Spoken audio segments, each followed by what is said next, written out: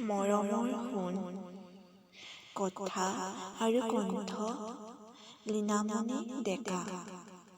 মৰমৰ সোণ, কেনে আছা বাৰু তুমি? ভালেই আছা চাগে ন? আকৌ মাঘৰ বিহু আহি পালেহি। তোমাৰ অবিহনে আকৌ এবাৰ বিহু এটা পাৰ হ'ব। ঘৰত ঢেঁকীৰ মাতত যিমানে ৰজনজনাই আছে, মোৰ বুকুখনো সিমানে কঁপিছেও সোণ। বৰ মন যায় মই বনোৱা প্ৰথম পিঠাখন তোমাক খুৱাবলৈ, তোমাৰ সৈতে মেজিৰ জুইৰ ল'বলৈ, তোমাৰ সৈতে মা-দেউতাৰ চৰণ চুই আশীষ ল'বলৈ। তোমাৰ অবিহনে প্ৰতিটো বিহু উৰুঙা উৰুঙা লাগে অ সোণ। তুমি কাষত নহ'লেও বিহুত এবাৰ নামঘৰলৈ যাম দিয়া। তোমাক ভগৱানে কুশলে ৰাখক, তাৰ বাবে মোৰ দুৱাই আহিল। অ সোণ, আৰু এটা কথা শুনিছো, তোমাৰ মৰমৰ ভনীজনীৰো বিয়া হেনো মাঘতে। শুনি ভালেই লাগিছে।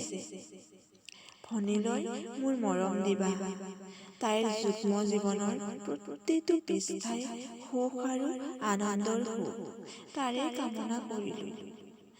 আমাৰ মিলন নহয় বুলি জানিও মোৰ হৃদয়ৰ মোৰ মৰমৰ প্ৰতিটো অনুভৱৰ স্মৃতিবোৰ সাঁচি ৰাখিছো সদায় মোৰ হিয়াৰ নিভৃত কোণত। তোমাৰ প্ৰতিটো কথাই প্ৰেৰণা দিয়ে মোক জীয়াই থকাৰ। তোমাৰ প্ৰতিটো হাঁহিয়েই যোগায় মনত হেজাৰ উৎসাহ। মিলনেই প্ৰেমৰ নাম হোৱা হ'লে ভগৱান শ্ৰীকৃষ্ণৰ নামৰ আগত ৰাধাৰ নাম নহয় ৰুক্মিণীৰ নাম হ'লহেঁতেন। আমাৰ প্ৰেম ৰাধা আৰু কৃষ্ণৰ দৰে পবিত্ৰ আৰু মহান। আমাৰ ভালপোৱাবোৰ এনেকৈ চিৰযুগমীয়া কৰি ৰাখিম। চকুৰ আঁতৰ হ'লে মনৰো আঁতৰ হোৱা বুলি কোৱা কথাষাৰ মই কেতিয়াও মানি নলওঁ। তুমি যিমান আঁতৰত থাকিলেও মোৰ শ্ৰদ্ধা, মৰম, ভালপোৱা সদায় সজীৱ কৰি ৰাখিম মোৰ হিয়াত।